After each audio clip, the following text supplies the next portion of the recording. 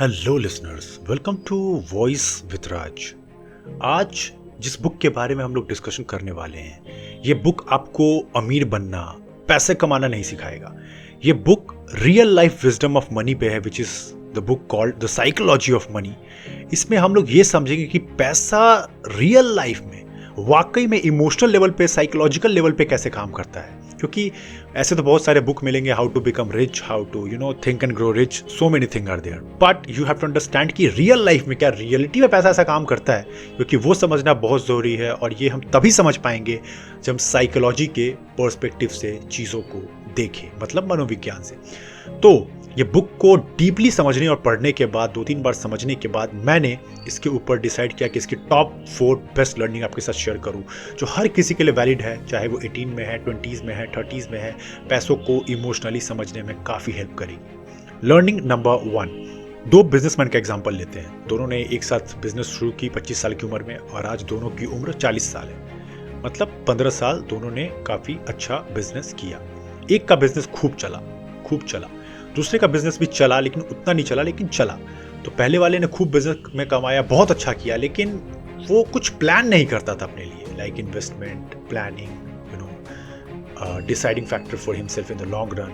लेकिन दूसरा इंसान कम कमा रहा था। फॉर एग्जाम्पल, पहला की सैलरी फॉर एग्जाम्पल 5 लाख थी पर महीने की, सेकंड के एंटरप्रेन्योर की लगभग थी 4 लाख रुपए। लेकिन वो 4 लाख में भी सबसे पहले वो करता था इन्वेस्ट, फिर करता था खर्च। लेकिन पहला एंटरप्रेन्योर पहले करता था खर्च, फिर करता था इन्वेस्ट। तो इससे हुआ क्या कि पैसे इन्वेस्ट वो करता चला गया सेकंड वाला, और वक्त के साथ साथ, वक्त जैसे जैसे बीतता गया, आपको पता है कि पैसा कंपाउंडिंग पावर दिखाता है। वो हर महीने बस 50,000 रुपये इन्वेस्ट कर देता था, लेकिन अब उसके पास लगभग बैंक में 15 साल बाद लगभग 70 करोड़ रुपए आ चुके थे। 70 करोड़, क्योंकि कंपाउंडिंग पूरे पावर में थी। कभी कभी उसने ज़्यादा इन्वेस्ट किया, कभी कम किया, लेकिन किया ऑन द बेसिस। बट पहला इन्वेस्टमेंट को उतना सीरियसली नहीं लेता था। वो सोचता था कि पैसा मैं कमा ही रहा हूँ, लाइफ इतनी अच्छी चल रही है, इतना अच्छा बना रहा हूँ पैसे, क्या ज़रूरत है मुझे ज़्यादा सोचने की, और उसने ये गलती की। तो लर्निंग यहाँ पर ये है दैट ऑथर बोलते हैं यहाँ पे, Morgan Housel, that getting rich and staying rich is totally different game. इस दुनिया में रिच पीपल बहुत हैं, कोई कमी नहीं है, लेकिन वेल्दी बहुत कम है। क्योंकि वेल्दी होने के लिए आपको एक माइंडसेट चाहिए। वो माइंडसेट होता है कम में जीने का, ज़्यादा इन्वेस्ट करने का, ज़्यादा वैल्यू क्रिएट करने का, ज़्यादा इन्वेस्ट करने का, लॉन्ग टर्म एसेट बनाने का। लेकिन रिच सोचता है पैसा कमाया खर्च करो, पैसा कमाया खर्च करो। वो लायबिलिटी को ही एसेट समझने की गलती कर बैठते हैं। जैसे कि उनको लगता है कि घर कोई एसेट है, लेकिन वाकई में ये एक लायबिलिटी बन जाती है एक वक्त के बाद। कार एक एसेट है, लेकिन एक लायबिलिटी बन जाती है। लेकिन वेल्दी इंसान जानता है कि कहाँ उसको सही से इन्वेस्ट करना है और कितना रिटर्न लेना है विद द टाइम। तो there is a huge gap, and आपको भी ये समझना पड़ेगा कि बहुत लोग रिच तो बन जाते हैं, लेकिन उस पोजीशन को मेंटेन रखना, this is a totally game. जैसे कि आपने वॉरेन बुफे का नाम सुना होगा, जो दुनिया के अभी 5वें सबसे अमीर आदमी है, लेकिन वो कंटिन्यूअस 15 साल तक अमीर रहे। क्यों? क्योंकि वो वेल्दी हैं, रिच नहीं। लर्निंग नंबर 2, इसको बताने से पहले ये सुनो। बिल गेट्स के बारे में हम सब ने सुना होगा कि बिल गेट्स ने बहुत सारे माइक्रोसॉफ्ट को फाइंड किया और बहुत सारे पैसे कमाए। बहुत जल्दी वो बिलियनर बन चुके थे अपनी 27-28 साल की उम्र में ही। पर क्या वो कभी बिलियनर बनते अगर वो किसी अफ्रीका के गरीब गांव में पैदा होते? शायद नहीं बन पाते, शायद क्या नहीं बन पाते। जैसे इलॉन मस्क हैं, बिल गेट्स हैं, अंबानी है, बहुत लोग हैं। ये तभी बहुत सारा पैसा कमा पाए और बहुत अच्छा नाम कमा पाए क्योंकि इनके पास रिसोर्सेज की कमी नहीं थी। मतलब अच्छा देश होना, अच्छे सिस्टम में पैदा होना, कैपिटलिज्म होना, मतलब कि जो ज़्यादा पैसा कमाते हैं, जो अच्छा करते हैं, उनको और सपोर्ट किया जाए, अच्छी टेक्नोलॉजी मिलना, अच्छे मेंटोर्स मिलना, लाइफ में सब कुछ अच्छे से होना, तभी बिल गेट्स बन पाते हैं और रतन टाटा बन पाते हैं। इसका मतलब ये है कि यहाँ पे ऑथर कह रहे हैं कि luck is a real thing. हम लोग समझते हैं नहीं, मैं तो मेहनत से सारी दुनिया जीत लूंगा, लक वक कुछ नहीं होता है। पहले मैं भी ऐसा ही वैसे मानता था कि लक नहीं होता, मैं तो अपनी कहानी खुद बदल दूंगा। लेकिन नहीं, कुछ लोग वाकई में लकी हैं। They are getting all the resources. कुछ लोग बहुत ज़्यादा अमीर घर में पैदा होते हैं, कुछ लोग बहुत गरीब में पैदा होते हैं। That's a reality. किसी के हाथ नहीं है, किसी का पैर नहीं है, किसी को ब्रेन इंजरी होता है पहले से ही। ये सब रियलिटी है। और एक चीज़ और आप समझो जो आपको लेकर जाना है आज की लर्निंग में, दैट हम सब कहीं ना कहीं लकी है। बहुत लोग बोलते हैं नहीं मेरे पास पैसे नहीं है बिजनेस के, बहुत मेरे पास ये नहीं है। पर आपके पास 2 हाथ है, किसी के पास वो भी नहीं है, वो बेचारा 2 हाथ के लिए तरस रहा है। आपके पास इतना पैसा है कि अच्छे से आप खा पा रहे हो, जी पा रहे हो, इंजॉय कर पा रहे हो, किसी के पास उतना भी नहीं है। एक बार जाके देखो वीडियोस को, आप शॉक हो जाओगे। तो हम सब लकी हैं, और जब तक आप इस चीज़ पे ग्रैटिट्यूड शो नहीं करोगे, आप ब्लेस फील नहीं करोगे कि आप लकी हो कहीं ना कहीं, आप एक्शंस नहीं लोगे। अगर मैं आज बोलूँ कि मेरे पास पैसे नहीं थे 1 साल पहले, या वो नहीं था, मैं कैसे करूँगा, तो आप कहीं अनलकी हो, हर जगह नहीं। कुछ जगह पे हम लोग अनलकी हैं, जैसे कि हमारी फॉर एग्जांपल किसी को WWE फाइटर बनना है, तो किसी की हाइट 6.5 फीट नहीं है तो वो बोलेगा मैं लकी नहीं हूँ। लेकिन वो बाकी चीज़ों में तो लकी है, उसका दिमाग तो ब्लेस है, उस दिमाग से तो बहुत सारे पैसे, नाम, इज्जत कमा सकता है। तो इस चीज़ को आप समझो। कोई भी कुछ भी बोल के चला जाए, वो मत मान लो कि ठीक है मैं लकी नहीं हूँ, तुम लकी नहीं हो। एवरीबॉडी इज लकी सम वे, लेकिन हम लोग समझ नहीं पाते हैं। तो यहाँ पे मॉर्गन भी यही कह रहे हैं कि पैसों के मामले में कोई लकी है, कोई नहीं लकी है। और इस पर मॉर्गन एक चीज और कहते हैं कि अगर कोई स्टॉक मार्केट या पैसों से या बिजनेस से बहुत सारा पैसा कमा लेता है, तो सिंपली इसको वो मत समझो कि वो बहुत नॉलेजेबल है, और कोई इंसान बिजनेस में बहुत बुरी तरह फेल हो जाता है तो ये मत कहो कि वो बेवकूफ है। हो सकता है जीतने वाले ने कुछ खास नहीं किया, लेकिन उसका लक साथ दे दिया। जैसे कि जब इंटरनेट बूम आया था, उस समय जितनी भी कंपनियां थी जो शुरू हुई थी 2012-13 में, बहुत सारा नाम पैसा कमाई, लेकिन जो लेट शुरू की वो फंस गई। तो टाइमिंग, बहुत चीजें मैटर करती हैं। लेकिन कोई इंसान फेल किया तो हमें यह भी नहीं बोल देना कि वो बेवकूफ है। हो सकता है उसका वक्त ही नहीं सही था, उसने सही प्रोडक्ट सही टाइम पे लॉन्च ही नहीं किया, उसने सही टाइम पे मार्केट में एंट्री ही नहीं की। बहुत सारे फैक्टर हो सकते हैं।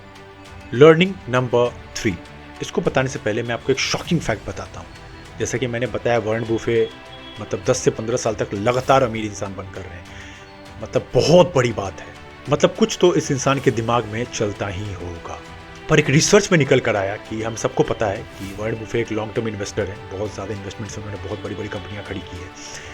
तो उन्होंने, पता है, इतना बड़ा बिलियन का जो नेटवर्थ बनाया है, उसमें उन्होंने स्टॉक मार्केट से ऑन एन एवरेज बस 19% रिटर्न कमाया है।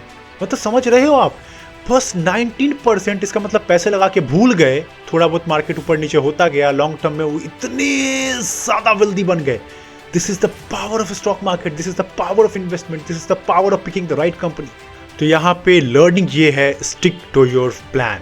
मतलब दुनिया इधर की उधर हो गई, कुछ भी हो जाए, आप इन्वेस्ट करना नहीं छोड़ोगे। जैसे कि मैं अपनी बात करूं, चाहे कोई भी डेट हो, चाहे कैसा भी तारीख हो, मैं अगर सोच लिया कि मेरी इन्वेस्टमेंट 10 तारीख को हर महीने होगी तो होगी, मैं हर महीने 10 से 11 में कर देता हूं इन्वेस्ट। अब 10 से 11 को सैटरडे संडे पड़ गया तो वो अलग बात है, but still on an average मैं आसपास 10 या 11 में हर महीने इन्वेस्ट करता हूं शिद्दत के साथ। और रिटर्न देख के मुझे भी शॉक हो गया आफ्टर 4 इयर्स कि क्या अच्छे से मेरी मनी ग्रो हो रही है। तो कभी भी ट्रेंड में मत फंसो कि ट्रेंड पे आया कि IRCTC का स्टॉक प्राइस हाई चला गया है, यहां पर ये गिर गया है, यहां पे वो उठ गया है, मत फंसो। जितने भी लोग रियल वेल्थ बना रहे हैं, उनका एक गोल्डन रूल, या इवन आपने बेंजामिन ग्रामिन की बुक पढ़ी होगी द इंटेलिजेंट इन्वेस्टर, उसमें भी उन्होंने यही कहा है, long term investment is the best game. अगर आप लॉन्ग टर्म इन्वेस्ट करना जानते हो, बस पैसे ऐसे इमेजिन करो कि आपने पैसे डाला, समझो वो पैसे को पानी में आपने फेंक दिया 20 साल के लिए, मत देखो। इसलिए तो कहता हूं कि फॉर एग्जांपल आप 50,000 कमा रहे हो तो 3,000 ही डालो, लेकिन उस 3,000 को ऐसे सोचो कि मैंने नेकी कर दरिया में डाल, किया और भूल गया, किया और भूल गया, और मुझे फल मिलेगा 15 साल बाद, 20 साल बाद। आप शॉक हो जाओगे। कंपाउंडिंग का मामला तो आप जानते होंगे, एक बार लगाकर जाके चेक करो। अगर आप हर महीने शिद्दत से बस 5,000 इन्वेस्ट करते हो, आप क्या पैसे कमा लोगे 20 साल के अंदर में। बहुत इमेंस पैसा है। तो कोई भी कहीं ट्रेंड दिखाए, इंस्टाग्राम पे इन्फ्लुएंसर्स बोले ये कर लो वो कर लो, मत फंसो। एक ऐसी कंपनी, गोल्डन रूल याद रखो, जैसे मैं इन्वेस्ट करता हूं, ऐसे प्रोडक्ट को चुनो जिस पे आप ट्रस्ट करते हो, जो बहुत लंबे समय से यूज कर रहे हो और जिसकी क्वालिटी पे आपको भरोसा है। जैसे कि मैं बात करूं, मैं यूज करता हूं फॉर एग्जांपल एप्पल का आईफोन, तो एप्पल का मैं इन्वेस्टर बन चुका हूं in the foreign country US। तो वैसे ही कुछ प्रोडक्ट है, जैसे कि हम लोग क्लोजअप यूज़ करते हैं, तो टूथपेस्ट कंपनी को आप पिक कर सकते हो जो बहुत लंबे समय से अच्छा कर रही है। ये सब ऐसी कंपनियां होती हैं जो आपको रिटर्न नॉर्मल देगी 13% 15%, लेकिन इन पे आप रिलाई कर सकते हो। इतना रिस्क फालतू में क्यों लेना, जहां पे आपको पता ही नहीं आज आपको 30% मिल रहा है, कल आपका 6% हो जाए, आप बिल्कुल ही बैंकरप्ट हो जाओ। ये गलती मत करो। एक कंसिस्टेंट रहो, हर महीने एक दिन फिक्स करो, 1,000 रुपए 500 रुपए, लेकिन शिद्दत से इन्वेस्ट करो और मजे लो in the long run. Learning number 4, ये मेरी पर्सनल फेवरेट है, और ये पढ़ने के बाद मैंने सीखा कि your ultimate goal should be freedom. Your ultimate goal should be freedom. बहुत सारे लोग इस लूप से ही नहीं निकल पाते कि उनको जिंदगी में कितना पैसा चाहिए। पैसा कमाना है, पैसा कमाना है, पैसा कमाना है। आज 1 करोड़, 2 करोड़, 10 करोड़, 50 करोड़, 100 करोड़, कुछ पता ही नहीं है। पर कब तक? आपको ये चीज़ फिगर आउट एटलीस्ट करनी पड़ेगी कि आपका खर्चा एक महीने का एवरेज क्या है, आपको एक साल में कितना खर्चा आएगा, और उसके अकॉर्डिंग पैसे का एक बजट बनाओ। और जब उतना पैसा आप कमा लो, उसके बाद जो भी पैसा कमाओ वो आपके फाइनेंशियल फ्रीडम में जाना चाहिए। मतलब तब आप अपने आप को फाइनेंशियली फ्री बोल सकते हो। फॉर एग्जाम्पल, आपका निकल कर आता है कि आप बहुत लग्जरी में भी रहोगे तो आपका साल का खर्चा लगभग 2 करोड़ आता है, आपकी फैमिली का और बच्चों का, अगर बच्चे छोटे हैं तो आपने प्लान कर लिया। अब 2 करोड़ के ऊपर जो भी पैसा आप कमाओगे वो पैसा आपके फाइनेंशियल फ्रीडम में आ गया। मतलब अब आप अपने आप को डिक्लेयर कर सकते हो that I am financially free. और यही गोल होता है मनी का अल्टीमेटली। और मॉर्गन यही कह रहे हैं कि इस लूप में मत फंसो, क्योंकि आपको पता ही कभी नहीं चलेगा कि मैं कितना कमा रहा हूं, क्यों कमा रहा हूं, किसके लिए कमा रहा हूं, क्या करूंगा। एक गोल सेट करो। तो आई होप आपको पॉडकास्ट पसंद आया होगा तो लाइक कर देना। पहली बार कहीं देख रहे हो या सुन रहे हो तो फॉलो या सब्सक्राइब कर लो। चलो फिर मिलते हैं किसी ऐसे ही लाइफ चेंजिंग लर्निंग के साथ अगले वीक। तब तक के लिए लॉगिंग आउट।